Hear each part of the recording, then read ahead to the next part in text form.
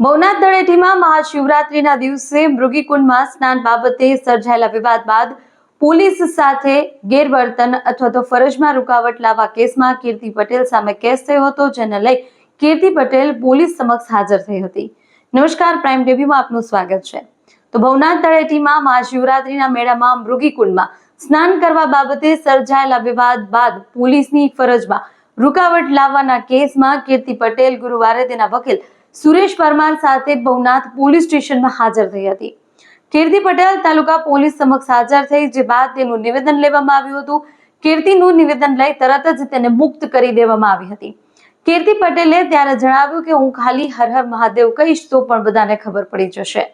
ભવનાથના મહાશિવરાત્રી મેળા દરમિયાન 15મી ફેબ્રુઆરીએ રવેડી બાદ મૃગીકુંડમાં કીર્તિ પટેલે સ્નાન કરતા વિવાદ સર્જાયો હતો, જે દરમિયાન સમજાવટ કરવા ગયેલા મહિલા પીઆઈની ફરજમાં કીર્તિ પટેલે રૂકાવટ કરી હતી। આ અંગે ફરિયાદ દાખલ થઈ હતી।